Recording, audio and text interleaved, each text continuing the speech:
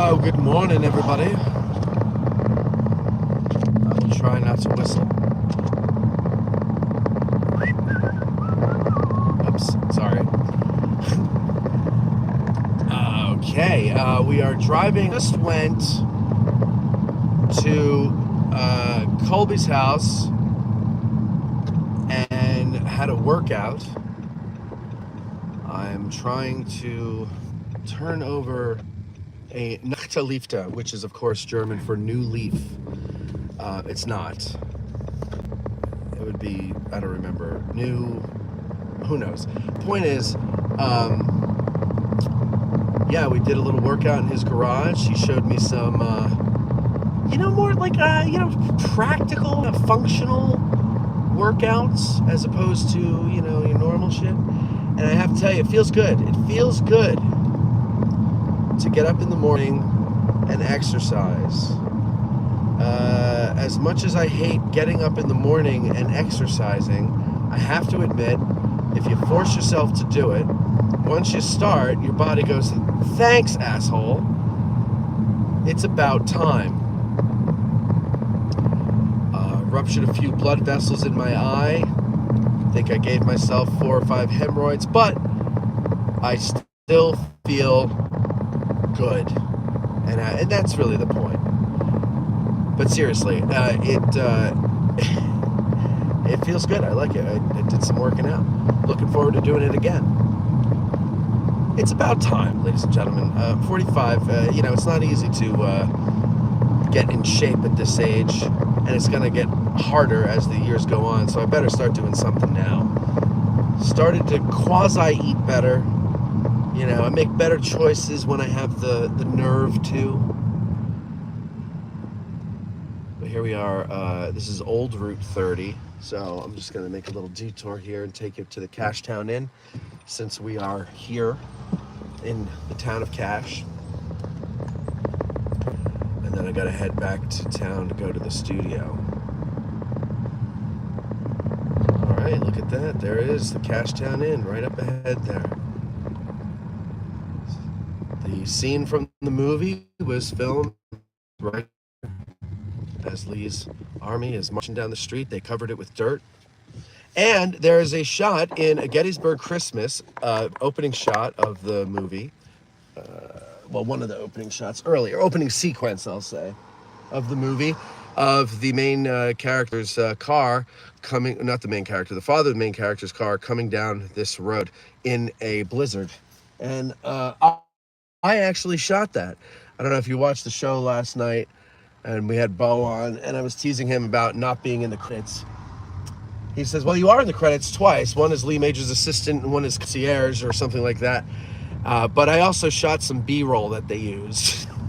And as we were watching it last week, I go, oh, I shot that. And he goes, yeah. And then I'm like, oh, I shot that too. And, oh, the green screen stuff that you're using, I shot that. And he goes, oh, shit, I forgot to put you in the credits. So I was like, God damn it. It's the story of my life. You do something, now everybody's going to love it, and nobody knows that I had a hand in it except as an assistant and a concierge. So, yeah, but I did the B-roll. But who cares? You'll like it. It's a fun little movie. All right, let's see what everybody's saying here. Okay, guys? Let's see what they're saying. Andy says, good morning, Gettysburg. Barbara says, hi. Tom says, happy Friday. Michael says, good Friday morning, all. Dave, good morning, David. How you doing? Fraser Baby says, good morning, Matt. Great show last night. Thank you, Fraser. Appreciate that. Rob says, good morning, Matt. Thank God it's Friday. Yes. Well, that means only one thing, of course, that you'll be on our Get Out of the Car tour tomorrow morning, and you're happy it's Friday because you're one day closer to your dream coming true. Jennifer says, morning, Matt and Gettysburg fans. Does anybody know what the weather forecast for tomorrow is? I can check it later, but I'm just wondering now. Eric says, good morning, listening to the morning drive and walking around Appomattox Courthouse. Very nice. I got to get down there. Donald says, morning, Matt. Headed down to Cedar Creek this morning. Oh, that's right. We've got Creek for our tour.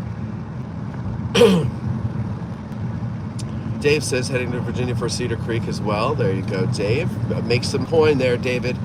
Jerry says good morning, and Phil says good morning. Good morning to you all. So we're on the old Cashtown Pike. This would have been the road, sorry, the old Chambersburg Pike, or Cashtown Road. This would have been the road that Lee's army came down. The current highway was not here. So you drive down this road, you are walking or driving in the footsteps of Lee's army. Lee's miserables, if you will. I don't know. I wouldn't be surprised if at certain points maybe the roadbed has shifted over. They moved it. I don't know. It could be the same original roadbed. Obviously not the same pavement. But I always find roads and old roadbeds fascinating. I don't know why. And Colby and I were talking about doing a show on America Fog of War with me and Jim Hessler about Custer's Last Stand. And I'm also in touch with Dr. Paul Hutton, who I'm sure you guys know from the History Channel, many documentaries on the History Channel. I'm going to have him on my show to talk about Custer. I said, well, maybe we can get him to do this with your show as well. We'll see. But the point I'm trying to make is this. Oh, so Colby, he's talking about how he wants to do a thing on Custer of his, pre-war life, his Civil War life, his post-war service, and of course the Last Stand. And I said, yeah, Last Stand is where I know the most. That's the most fascinating part to me. And he goes, yeah, what is it about Last Stands that fascinate us? And we've tried to figure it out. And by the way, we're working out. This is what we're talking about. We talk about stuff all the time. And we agreed that it's like a martyrdom type of a thing. As martyrs. And here we kind of do it subtly. We celebrate them like martyrs, or not as martyrs, but we celebrate them like we would a martyr, but we don't call them martyrs. And I said, yeah. Also, it's like, it's the end of an illustrious or remarkable or notorious life. And like, Billy the Kid is another thing that I thought of, where Billy the Kid's death, most likely Pat Garrett killed Billy the Kid roughly the way he said he did. But there's those people that think that Billy the Kid wasn't killed by Pat Garrett, and he went on to live to be an old man named Brushy Bill Roberts. And I don't know what the hell to believe, because I don't know what the hell to believe in my own time. How the hell am I going to know what happened in a previous time? The point I'm trying to make is that we're fascinated with the last stands, those last moments of a famous person's life. And I said to Colby, I go, yeah, we're fascinated with Custer's Last Stand. There's all these movies about it. It's this glorious stand and all these paintings and everything like that. And I go, but it was probably a slaughter. Like, boom, boom, boom, over. Just slaughter. And he goes, it had to be terrifying. And I would imagine it would be. And then we talked about, like, I think Colby said something like, I wonder how much of a slaughter it was, or if a lot of the guys just offed themselves. And I was like, I absolutely would have done that myself. I would have carried a spare bullet in my shirt pocket so that I never accidentally loaded it until I absolutely felt like I needed it. And he said he did that when he was in Afghanistan. He had an extra round that he kept for such a purpose. And because the Sioux and the Cheyenne, if they got you alive, it wasn't going to be fun. Same with the Afghanis and the Iraqis, according to Colby. They have fun, but you don't have fun. So ugly stuff. Ugly stuff.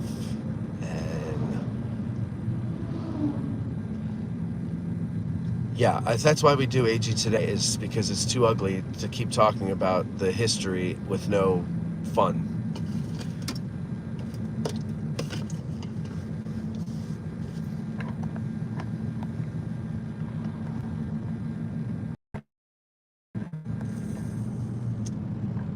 Dave says, I'm bringing AG promo cards and we'll give them out. Thank you, sir. I will send you more. Dave, on your way home, do you pass Gettysburg or Chambersburg? Like, do you take 81 down?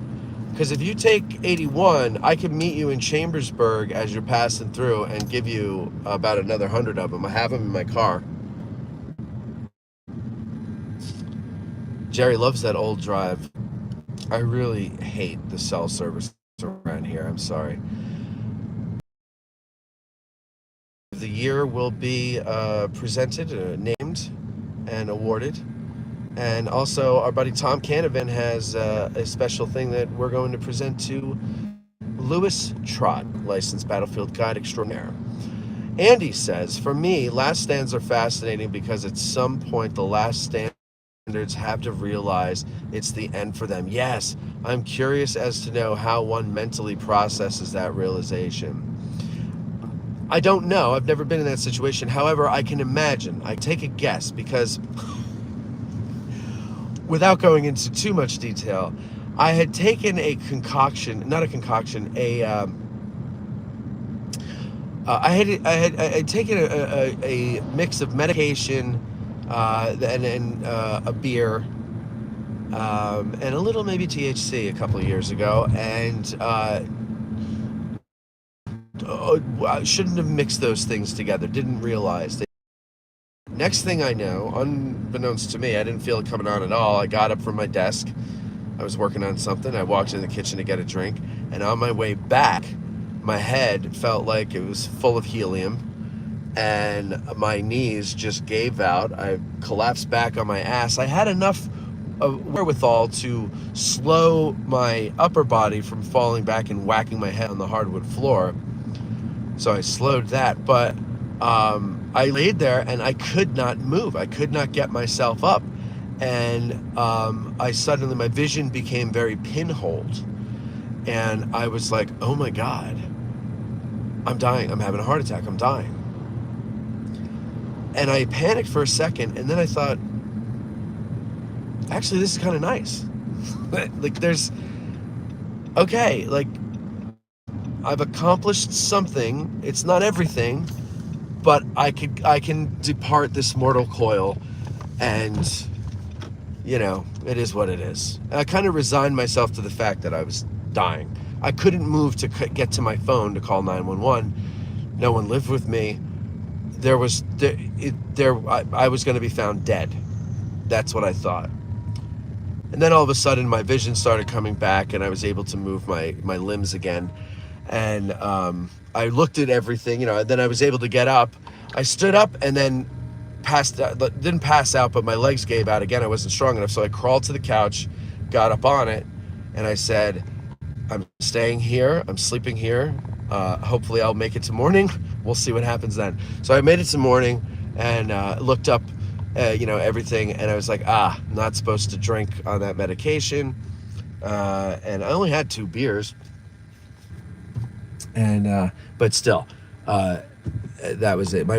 Basically my blood pressure was low. That's what happened, because I talked to my doctor about it, and she's like, yeah, that all lowers your blood pressure, and you just passed out from low blood pressure.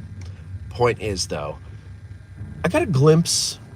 For a minute, I legitimately thought this was the end, and I resigned myself to that fact. Now, that's not a terrifying end with 10,000 Sioux and Cheyenne warriors swarming around you. There's a big difference there. I don't know if it was 10,000, maybe 5, 3, whatever. It doesn't matter. They were well outnumbered. That's terrifying. So maybe, I don't know. But that is a good point, Andy. Like, what do they think of when they realize this is it?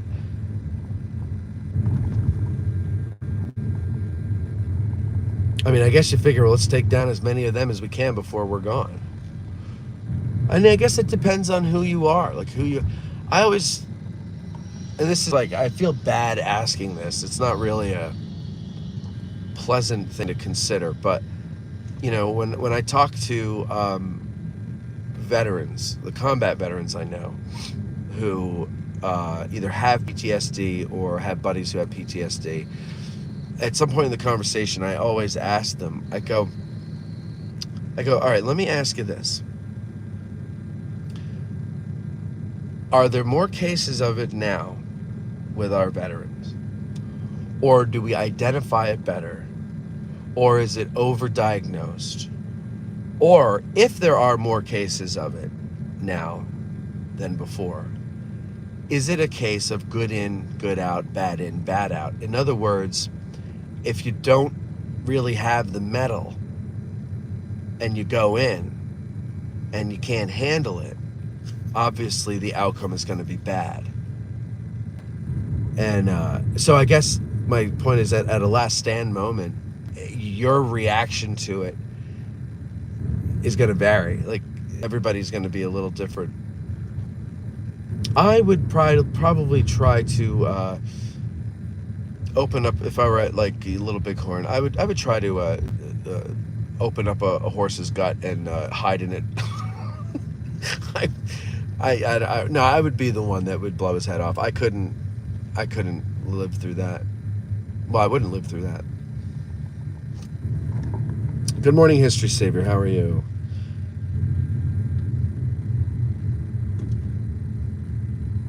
Yeah, I am well. I hope you're well as well. Lots of wellness there. Yeah, we've all been busy, and that's good. We need to be busy. The slaughter is why we don't see the actual Last Stand in Butch and Sundance.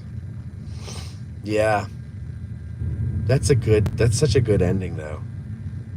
Raindrops are falling on my head. Matt, have you ever been to the Little Bighorn Battlefield? No, Jerry, not yet. Jim Hessler and Phil Spoggy do those tours, and I'd love to go. It's just, A, I don't like flying, so I'd have to drive out there. And B, it's a little pricey for me. I have to split my income between a business, my personal needs, and Uncle Sam. And so it's hard for me to do those big, luxurious things. I would love to go someday. And I someday will go. Whether it's on a Hessler Spoggy tour, which that's what I want to do, or just go on my own. I have to go there. That's my second favorite battle to this one.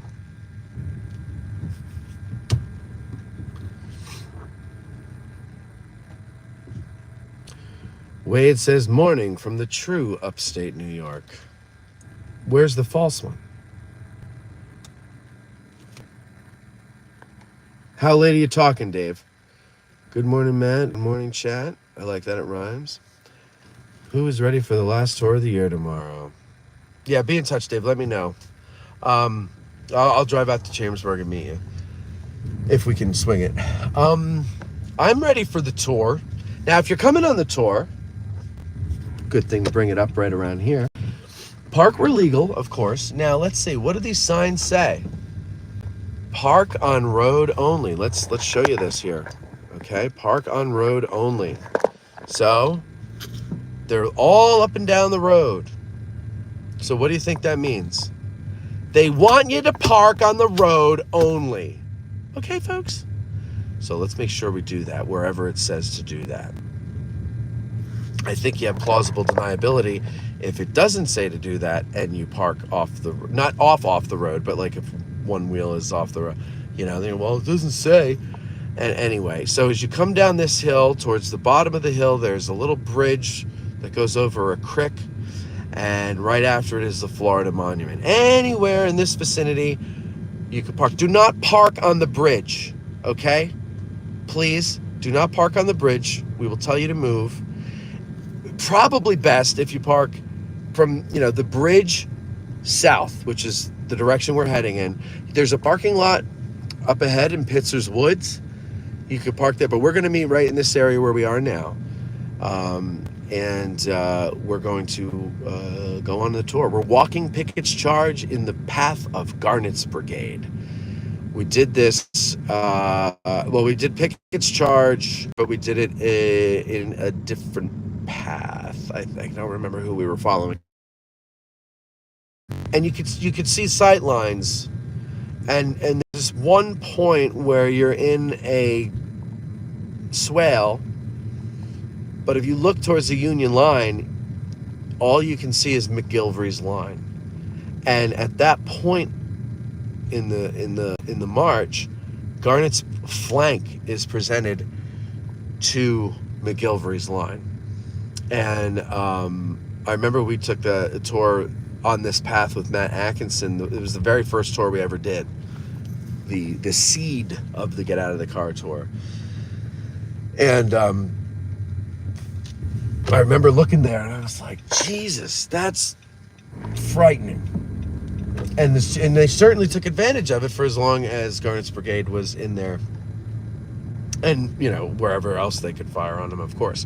But you really need to come out and you can see it. It's a great perspective to walk Pickett's Charge from this path. So wear your hiking boots. There's no, paved path. There's no gravel path. It's mowed, but you're going over farmland. So wear your hiking boots.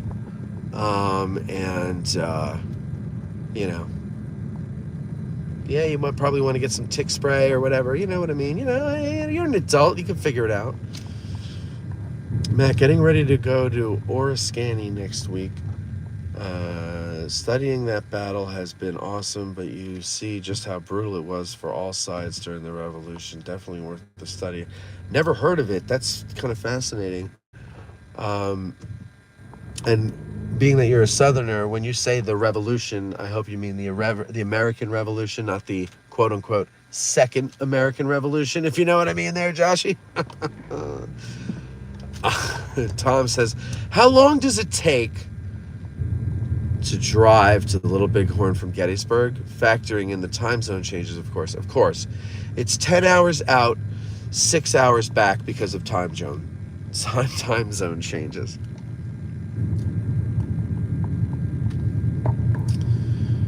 History's Savior, thank you very much for the super like. Thanks for all you do, my friend, he says. Here's a little gas for these drives. Maybe a gallon, but still. Much love, brother. Thank you very much, Josh. I appreciate that. Kevin, Wade, what is true of upstate New York for you? Westchester County? Wade, Clinton, 155 miles north of Albany. Andy says, I also wonder sometimes what the German army went through at Stalingrad after they got surrounded and watched.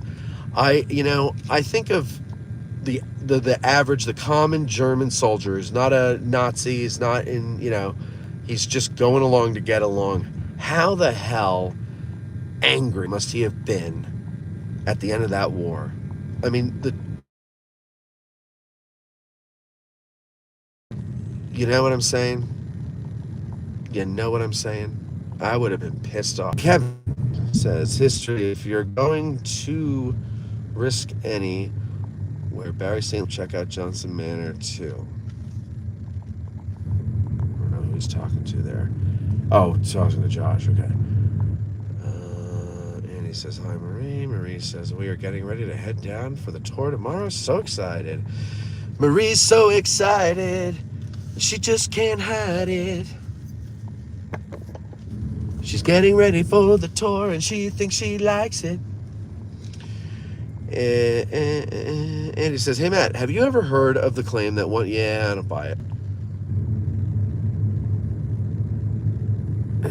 Yeah. Look, did I ever tell you what a pizza box story is? Andy says he has a believable tale of survival.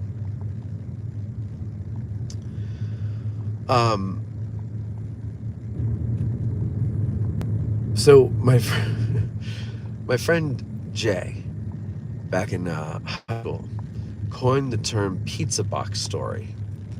And I said, what is a pizza box story? And he said, remember when you told us the story about Todd going to Frank's Pizza, and as he was driving home, he thought the pizza smelled different than the normal way it smells when he gets pepperoni pizza. And so he pulls over to the side of the road and opens the pizza box, sees that it's sausage and not pepperoni, that they knew it was a joke because they laughed, and I figured they knew I was, just busting balls, and, that really wasn't him. Years later, that's when the question, is this a pizza box story, came up, and that's when I learned that I had invented the pizza box story and Jay had coined the phrase. It's a believable tale, or it's a believable anecdote, or whatever. And now I knew Todd well enough to make that up where everybody else knew him well enough to make it up where it was believable. So I'm guessing, I don't know, like that would be believable. They're creative. Frank, Andy. But send me. Can you send it to me? Do you have like a link to it? I'll read it because I have to see. I don't know his account, but I highly doubt that anybody survived. I mean, if he did survive, he must have been far enough away and hidden himself well. Like maybe I don't know, maybe he's on a horse on the way to Last Stand Hill, or he was able to crawl away. I doubt he was able to hide among the dead because they went through everybody that was there. The women all went through, and the men, they just went through them all. Like they were butt ass naked when they found him. So I really, he could have survived Custer's command, but I don't think he could have survived Last Stand Hill. I should have said Custer's Last Stand because that would rhyme. But send me that, please. I'm interested in it. Jerry says, the battlefield is very pristine, much like Gettysburg. Not near as big, obviously. It needs to be on your bucket list. Oh, it's been on my bucket list since I was a wee lad. Eric, yes, flag at the studio. Yes. Jerry says, hi, Marie. Wade says, close to Canada. Okay, so he's having a conversation there. Marie says, hi. Angie, Jerry, I'm envious of you. Okay. Garrix says, good morning, Matt. Good morning, Garrix. We can't wait for the campfire talk tonight and tomorrow's Get Out of the Car tour. What time is the campfire talk tonight? Maybe I'll bring Cindy and Major out. Campfire girls make me feel alright. Justin Gettysburg, Hearted AC. Oh, that's me. Oh, okay. I see how it does that.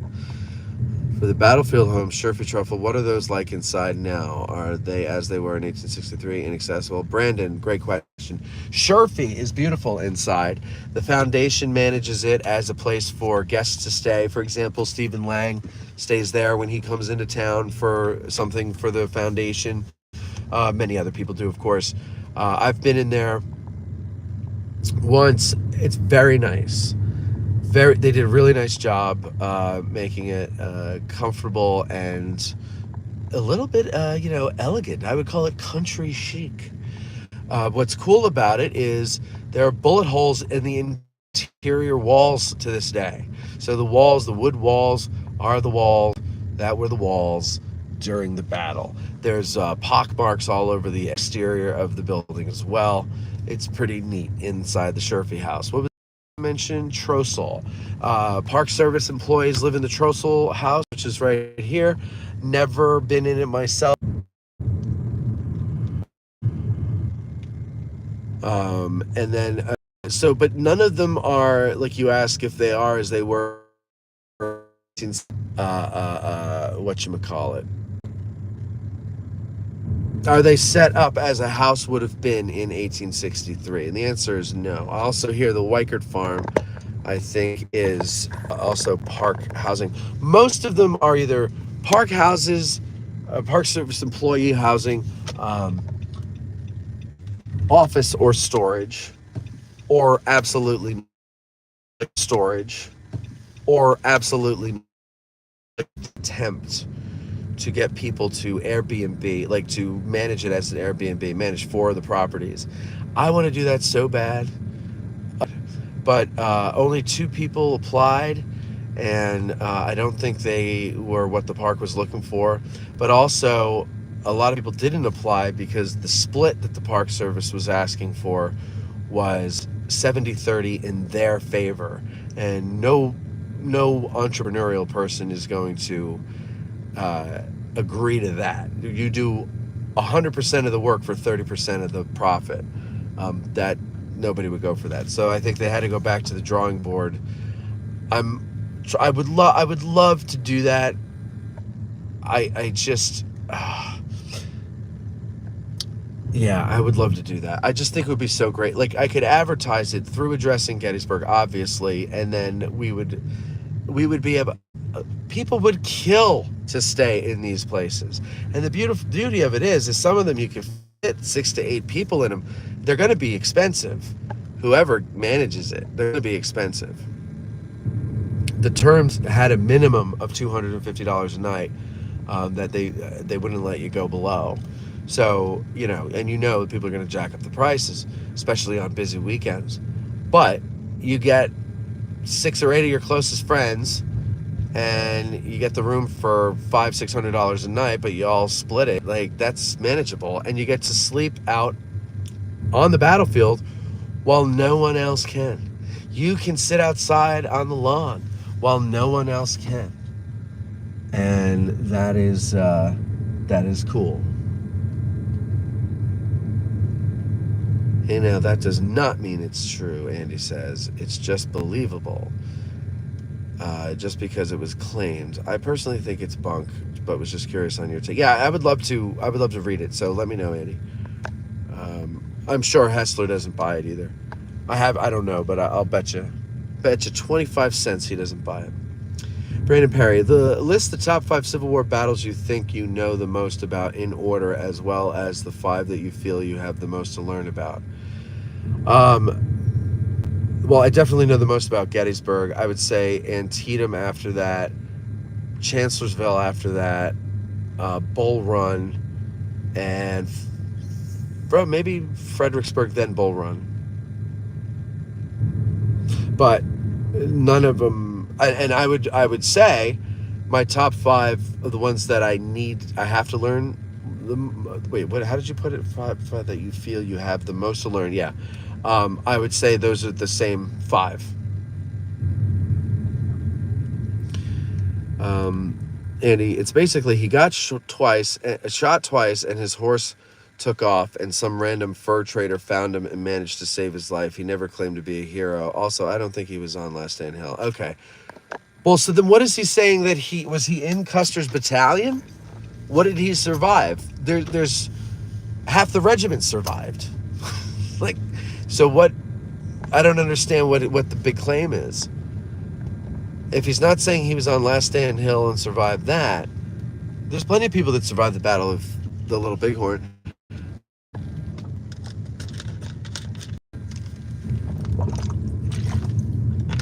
Tell you what, though, that's one smart horse and one lucky trooper.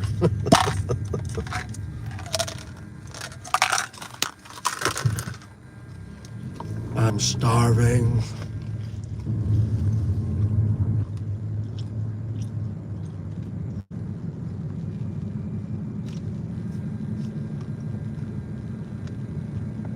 Man, I can't believe we are at the end of the season. I got to tell you, for those of you who come out regularly,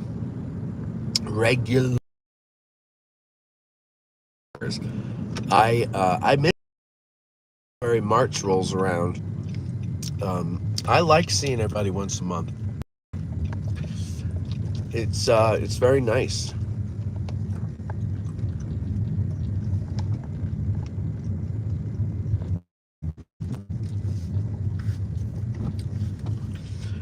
Dragoon says, can't help but think how many ghost hunters will be renting out. Yeah, I know. Well, I would charge them more. There's a stupidity tax, and I would charge, there'd be a little box. Hey, come. Like, are you here to explore the supernatural benefits that our property has to offer? Yes. They click the box, and then automatically it puts another $250 stupid tax on.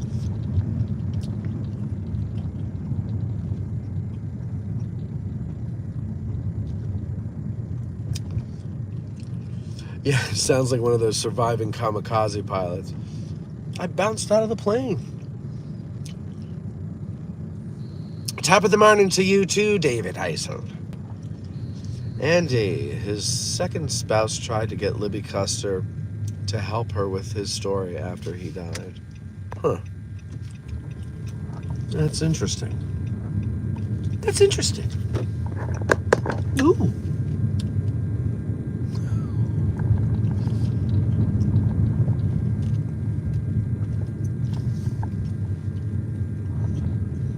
We had fun last night on the show. I like having it. Man, it gets hot in there though. The air conditioner, for some reason, the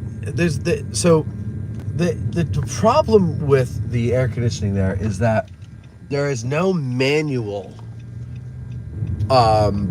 mode, nor is there an off button, and it's set on some cockamamie schedule that the previous tenants had it set on, and we can't get it to do what we want it to do. So I'll switch it to cool, or I'll switch it to heat on a cold day and set the temperature, and next thing I know, it's still freezing. I'll go and look, and it's back on cool with the old temperature because I can't override the settings. But then some days I can.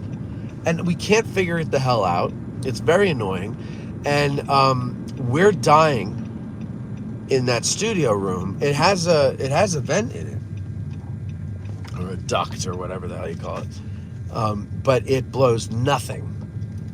And we're like all sweating in there, and I don't know what to do. I can't run a fan because that'll make noise. That'll annoy people listening. And I can't open a window because they're all sealed shut. It's really a death trap. I think about it. But yeah, so we were sweating, and then the more people you get in there, the hotter it becomes. I could open the door, but then you get all the noise coming out from, everybody. Man, let me tell you something. I got to make some signs for the control room that says STFU while the show is going on, because we have an open mic. Nobody's microphone is open, and all you hear are people, you got to control that room. He's like, they don't listen to me. And he goes, yeah, I don't know, man. Like, people don't realize, like, they're doing a show and, like, they're talking at full volume. I forgot to ask him if he turns the speakers down there, though. Because that might be why they don't actually hear the show.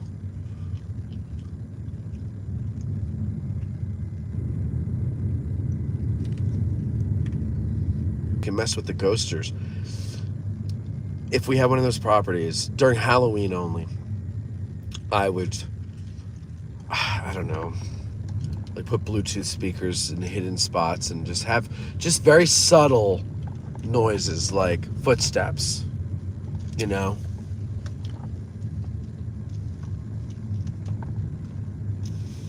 Or I'll get my cousin Mose to hide in the attic, and then every once in a while just walk with like tap shoes. Make people go, oh my God, something in the attic. Because, think about it. They'll take video, they'll put it online, and then people will want to come and stay there. But all seriousness, in case somebody from the park is watching, I'm not going to cater to ghosties at all. If I got the contract, which I won't, because I just won't. But I would love it if I did.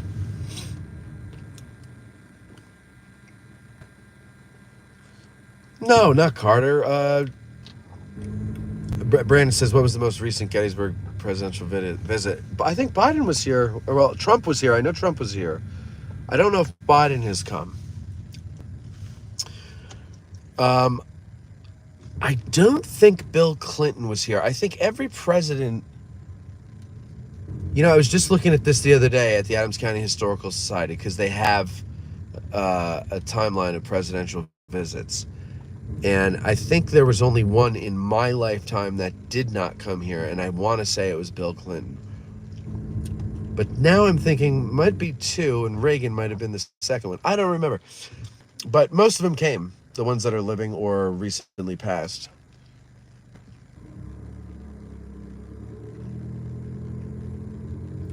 Brandon, where are you getting these questions? How is the relationship between the LBGs and the Park Service?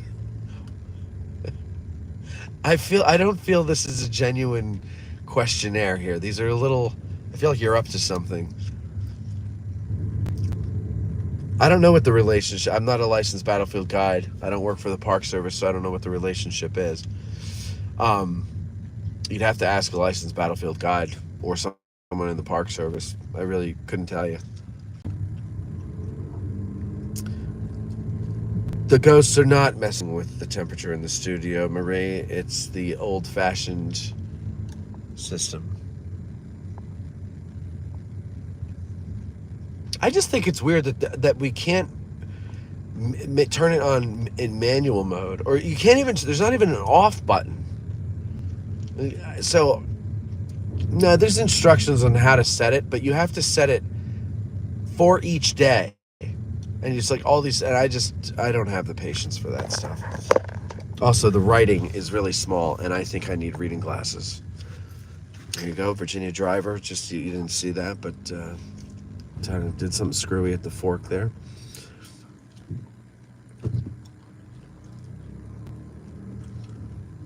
Dragoon says, Mose, have we ever discussed the Battle of Shrewd Farms? Oh, it's come up. Reference to it has been made. Of course, a lot of people don't realize it was the northernmost battle of the Civil War.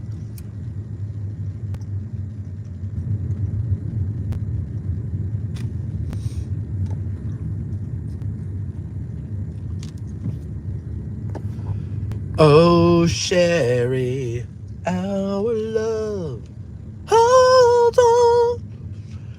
Ty Webb says, Brandon, any relation to Steve Perry? Okay, that's why I just started singing that. Steve Perry of the Oh Sherry fame. Yes, of Oh Sherry fame. Of course, of Oh Sherry fame. Who else could it be? Matt Atkinson, former wife Angie, is liaison. Yes, she is the guide liaison. You could just refer to her as Angie Atkinson. You don't have to go through the whole relationship status. Ty Webb, Ghost, is there any other? Yeah, exactly. Who else? What other Steve Perry could we care about? With all due respect to the other Steve Perrys out there.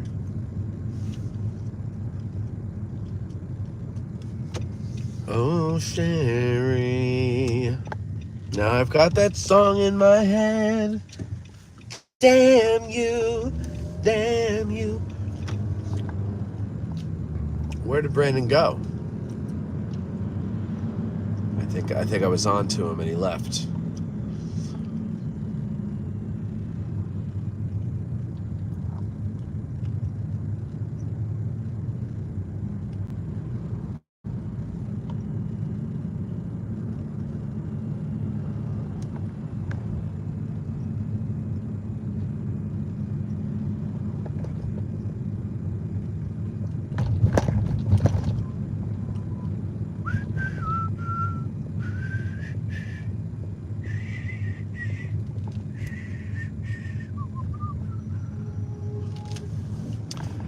Yeah, so like I was saying, can't believe it's the last Get Out of the Car tour.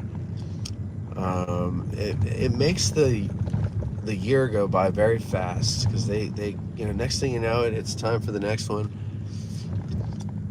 And so I hope as many of you as you can come out to the Taco Tuesday trivia night, or Trivia Taco Tuesday. I haven't decided what we're going to call it yet, but I like alliteration. It's on a Saturday, February 17th, but it's kind of like, let's get together, have a little fun, break our cabin fever, and spend a little time here in the Burg of the Geddes. And it's kind of like, it's for anybody who wants to come, but it's just something for us to all do, get together. People miss each other. I hear that in the April tour or in the lead up to the April tour every year. It's good to see everybody, miss everybody, blah, blah, blah. And then when people get together, you say, I missed you. We need to see each other over the winter. So let's do something together. Let's do this. Let's do something. It'll be a little fun. It'll be a change of pace for us. And the only question is it Gettysburg trivia? Is it Civil War trivia? Is it general trivia? I think general trivia would be more fun. It's more challenging, no? I mean, of course, we would be heavy in Gettysburg and or the Civil War, but what's the harm in throwing in some other stuff? Like, who sang Oh Sherry? Relative of commenter Brandon, Steve Perry.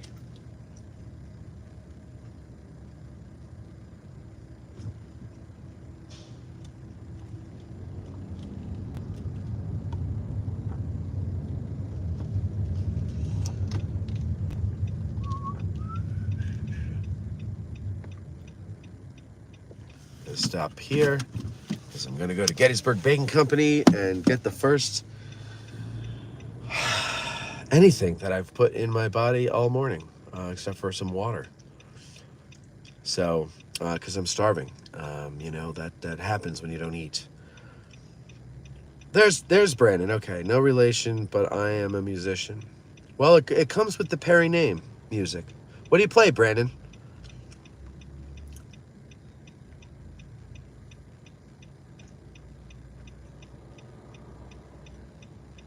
Frankie Valli, or as I like to call him, the mayor of Munchkinland.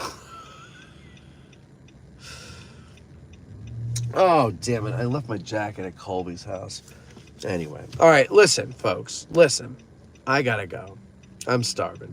It was great talking to you. I'll see you tomorrow if you're here. If you're not, I'll see you next time I see you. Maybe I never will. We never know how life's going to work out.